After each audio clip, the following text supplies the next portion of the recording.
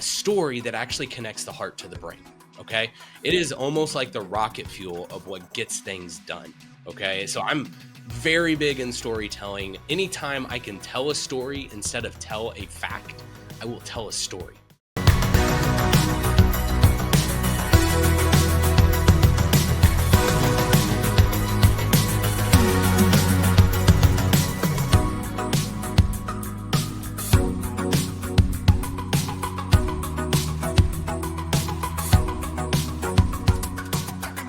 Welcome back to the Culture Based Podcast. I'm Dustin. He's Blake.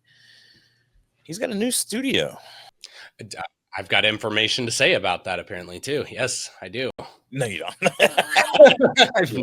I'm just trying. I like to point out the obvious and to make a teaser for if you're watching us on YouTube or you're not watching us on YouTube, then you should get on over there to see Blake's $1 million smile. Today, we're going to talk about the power of storytelling and shaping company culture. But before we get into that, I want to remind you that we're here to help leaders know what they're about, share where they're going, and develop a scalable team to get them there. If you're listening on an audio podcast platform, we're glad that you're here. We'd love for you to leave a 5-star rating or review, whatever your platform allows. If you're watching on YouTube, hello there. Give him a smile, Blake. There he is. We'd love for you to like, subscribe, ring the bell as well. You can follow us on YouTube at The Culture Base. Instagram, YouTube, LinkedIn, all of it is at The Culture Base. And you can head over to theculturebase.com to book a free 30-minute strategy session with us. We can talk about scalability. We can talk about you knowing what you're about. We can talk about showing where you're going. All of the things. Head on over to theculturebase.com. And while you're there, head over to the resources tab to get your free scalability playbook. It's our first ebook. You can pick that up. We have some, it's absolutely free. You have some other free resources on there for you as well. The best interview questions ever is a free guide. And the New York Times best-selling book, Uncultured by Blake Bear. Hold on. That's not New York Times best-selling. I think it's sorry. I thought you had a time in New York where you sold it. That's what it was. That one may be true, but also that was a little cringy. Like this male chauvinist telling me to smile. Like I'm my own person, and I'll smile when I feel like smiling. Let's be honest. You're the eye candy here, man. That's not, everybody has it. Ask ESPN. Anyway, we're going to talk today, like I said, about the power of storytelling and shaping culture. And I want to start with a story, but before I get into that, it just seems fitting, right, that we start with a story. Before I get into that, Blake, just give me an overall, what does this whole concept mean to you, storytelling and how it connects to company culture? Yeah, storytelling is one of the most powerful tools. Okay. So I think some people think like, oh, they're storytellers or who are musicians or who are they're, these people who write books. And very quickly we get to this mentality of that's not me. That's storytellers or somebody else. And we kind of like downplay what they are. But what they are is someone who connects the heart with a mission. Yeah. Okay. And that's a very powerful thing. And when we talk about stories, I think people go to this mindset of we've got to create a 45-minute story that has a antagonist, a protagonist, and it has all these parts and pieces, and we better build out the character development. And yeah, there are parts and pieces, but those parts and pieces of a good story can be in a 20-second discussion. Okay. It's something that is connecting this big level idea, big level vision with a story that actually connects the heart to the brain. Okay. Yeah. It is almost like the rocket fuel of what gets things done. Okay. Right. So I'm very big in storytelling. Anytime I can tell a story instead of tell a fact, I will tell a story. Okay. And the fact is the assumption that somebody gets out of it like, oh yeah, naturally I should brush my teeth. But there's a story that led to that hit the emotional, because and I'm maybe getting a little too deep in neuroscience here, but really there is this, our circumstances are pretty neutral. Some people may not like this. Our circumstances are pretty neutral. It's our thoughts about those circumstances that create something. Okay. And our thoughts don't create actions. Our thoughts create feelings. Our feelings drive our actions. Sorry. That thoughts, feelings, actions combo is belief. It's cognitive behavioral therapy. Exactly. That is belief. Belief you want to hit all factors there, which means tell a good story. It does all of that without letting the person know you're being taught right now. You're being connected to something right now. Right. Because when I tell a story, if I told a story right now about something, or when Dustin tells a story here in a minute, we naturally will put ourselves in the main character's position, which means we start kind of living the story, and we That's so good. live the pain, we live the overcome. We get dopamine hits, we get cortisol injections essentially into a story, but all of a sudden, we've also gained, maybe it's not real, but we've gained experience. And now true experience allows us to take on things we. So I don't know if that was a good enough answer, but No, that it's killer. story is so important. Yeah, absolutely, absolutely. So we're going to tell a story. Many of you may know this already. A little bit of story about Airbnb. If you don't know Mm, Airbnb, this podcast is not sponsored by Airbnb. We don't get any money back from them for sharing this story. We're strictly trying to share the story to let you know this is how story can change a company culture. So back in 2018, so not that long ago, Airbnb was facing a challenge. They had explosive growth that led to thousands of employees across the globe who had never even met their founders, and they didn't mm, feel connected to the company's origins. So instead of sending out another company memo, their CEO, Brian Chesky, he started hosting these fireside chats where he would begin to share the story of how he and his co-founder, Joe, they couldn't make rent. So they put an air mattress. This is where the air part comes in. They put an mm. air mattress on their apartment floor and created a simple website called Air Bed and Breakfast. And they charged $80 per night for people to come stay with them if they needed a place to stay, right? They emphasized he emphasized in the story how they personally made breakfast for their first guests, and they created hand-drawn maps of San Francisco where they were at in their apartment. Within 6 months of these fireside chats, employee engagement scores rose 20% and retention improved significantly. New hires reported feeling, quote, part of something special rather than just taking a job. One employee later said the story about the air mattress made me realize I wasn't just building software, I was helping to create experiences like the ones that started this company. And like Mm, Blake was saying, they were bridging the gap there. So what Airbnb discovered wasn't just that stories are entertaining, it's that they're mm, transformative, like Blake was saying. They connect people to purpose in ways that figures never can. What do you think about that, mm. Blake? Spot on. I love it. I Oh, love it. man. So we've kind of painted the picture already for what it means to be in what it means to kind of bring the storytelling to the forefront. But now let's get into the problem if we don't tell stories, what Mm, problem that creates for us.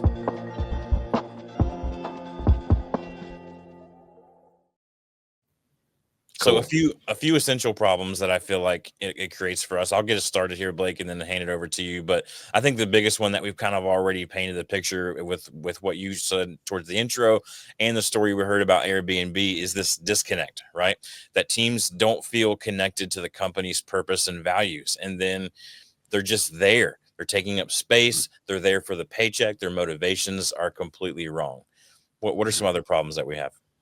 Yeah, we get into like that abstract culture. Okay. Mm, So, like, culture remains very theoretical because the further you get away from that initial, like, injection of story from which stories kind of came naturally, right? Like, right, stories came from experience in the workforce or in that said place.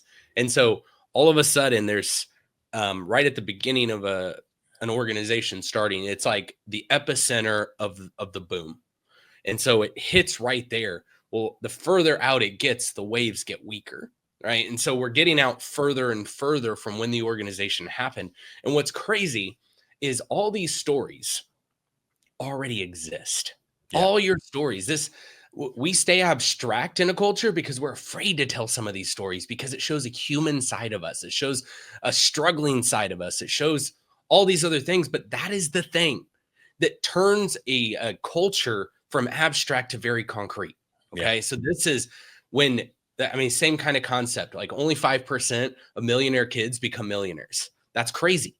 But it's because the thing that the parents were trying to protect the kid from were the very things that actually made the parent what they were in their success. right. Same thing is true with these stories we have.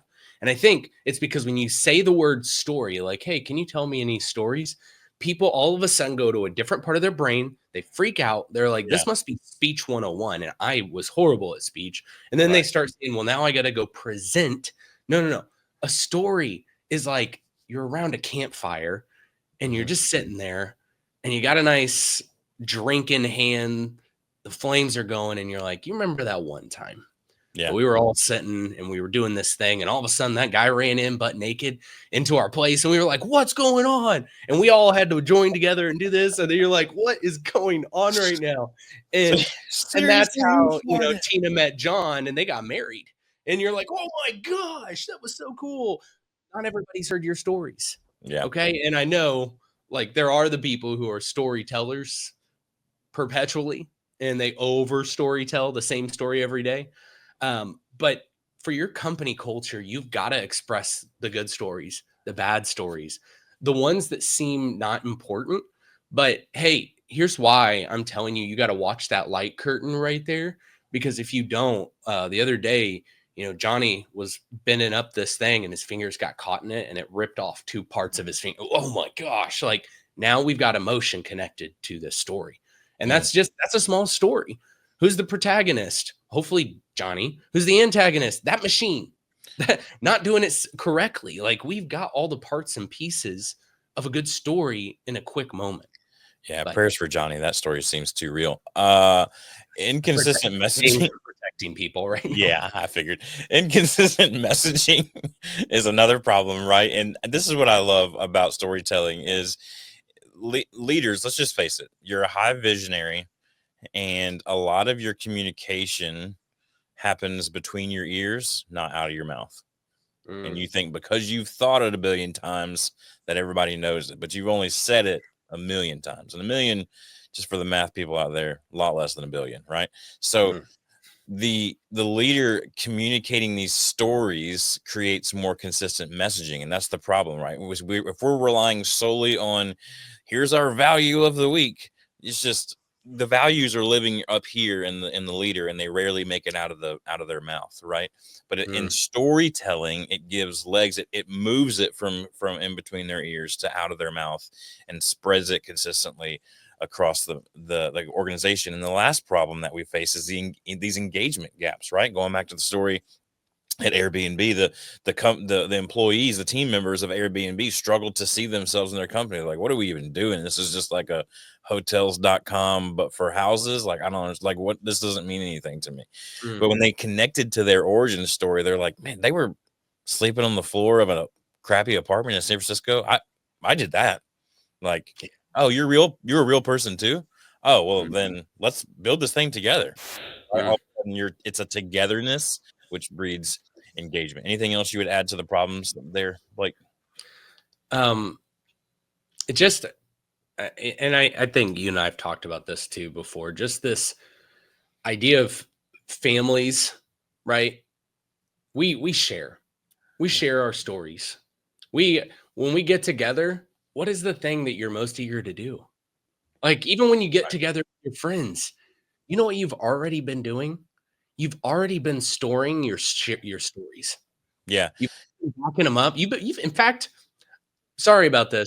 Our stories don't have to be perfect, and they're No. never actually as true as the moment it happened. The further you get 100%. in the story, you're seeing it from a different angle and a Fish different was this lens. big, this big, this big, Uh-huh. this Yep. big. Which I don't have a problem with that at all, in fact, Nah. because the part of story that's so powerful is we're connecting. Right. It's big. It's not about the plot of the story. It's about the way the Mm-mm. story made you feel. Right. Yep. Absolutely. I love it. All right, let's get into the solution.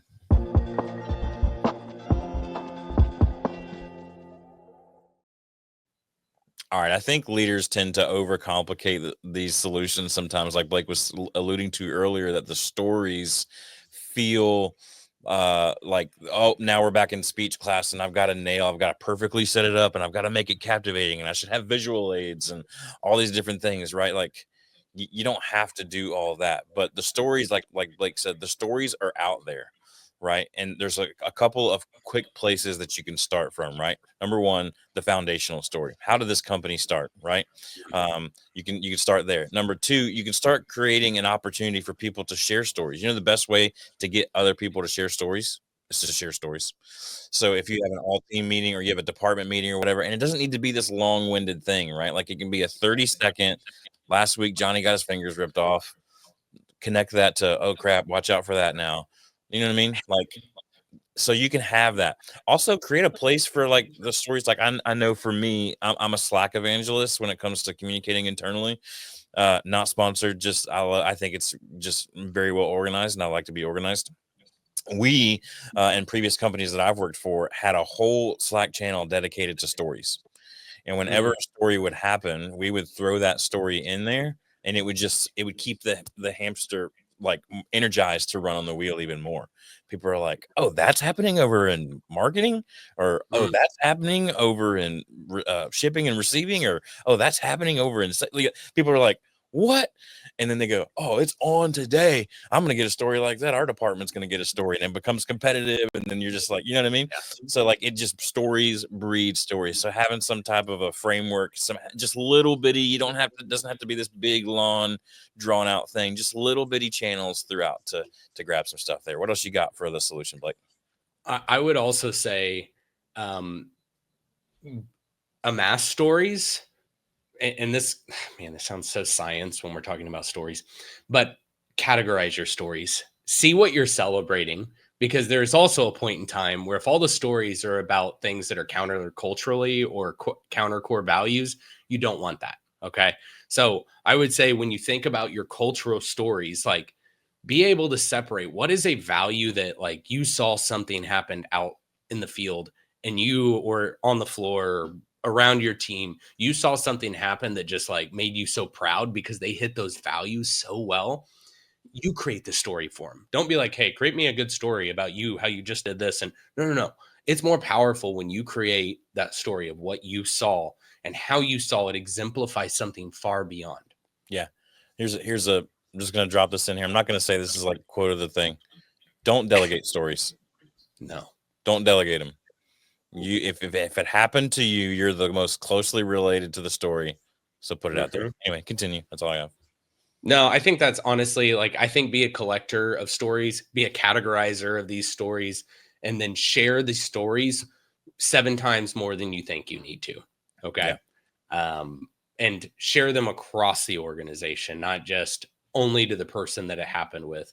Like there's that whole concept of talking behind people's back, right?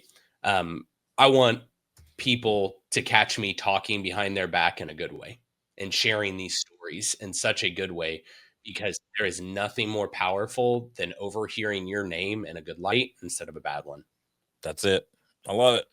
I mean, there are lots of other things to do here as far as the solution is concerned, but like we said, like it breeds stories breed stories. So just get out there, start telling stories. Think of little ways to capture it. Don't overthink it. Just get it out there. This is one of the things that Blake and I say off camera a lot to each other is just to create quick, right? So if you have a story, share it quick. So Yeah. all right, let's get into some closing action steps for today.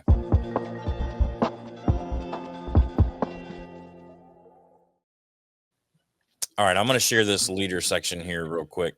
But for leaders, the most simple action step you can take is to share your own personal leadership story, whether it's related to the company or not. It Mm. certainly helps if it's related to the company, but maybe it's like, you know what, when I decided that I wanted to step into this leadership role, this is where I was at in my career. This is what was going on. This is how I was feeling. Do not leave out feelings and stories, Mm-mm. right? Never. Go back to the Airbnb story. They were feeling broke. They were feeling hopeless, right? And they needed money, right? Mm. Desperation. So don't leave out those feelings, but just start building that story into every single meeting. You have your meeting agenda, hopefully put it at the top of it, share a 30-second story that happened in the last 7 days. And it's going to be hard in the beginning. You're going to be like, oh God, what happened? I don't know. Anybody have any stories? No. And then you're just going to fizzle it off.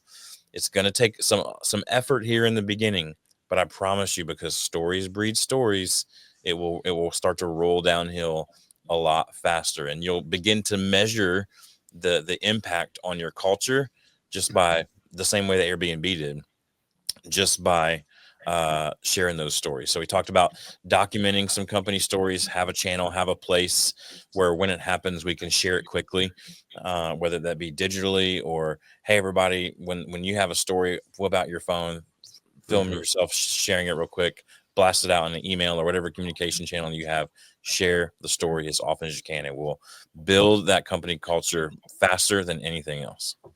Yeah. So for teams, I want you to think about your organization for a second. Like if you're a leader, I want you to think about your organization. And this percentage changes a lot, what I'm about to ask you to think. Like what percentage though of your team actually faces or directly connects with your customer?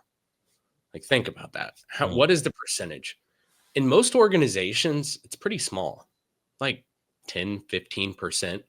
Like even at think about a restaurant.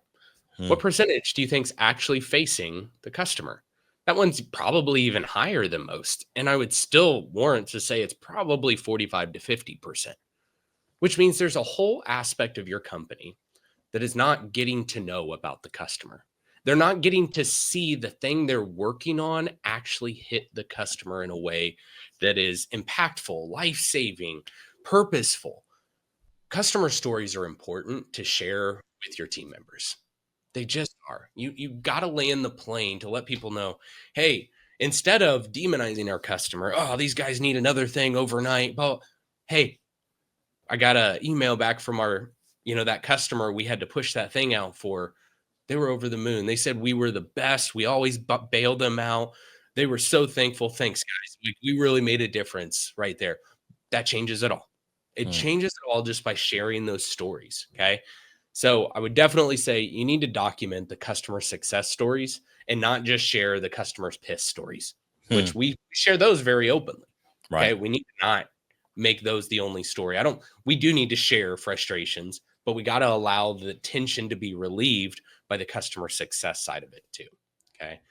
Um, Share stories with your team. Use storytelling in your presentations. Okay. Um, PowerPoint's boring to me. Slideshows are boring to me. As soon as a story kicks in, I will engage visually because now I have context to what I'm trying to visually connect with. Okay. I'm telling you, storytelling in presentations is one of the most important things as a team you can do if you're actually trying to motivate your team to do something. So share your team wins as narratives. This is a plug for a crazy good book that Dustin and I have read. It's called Stories That Stick by Kendra Hall. And I've probably read it 3 times now because it is, and it's one you can just pick up and be like, hey, I want to tell a story like this. And then you dive in to a certain section and you can be like, oh, I need to make sure I add this element in as Hmm. I'm telling it. And it's not like now you need to scientifically create a formula.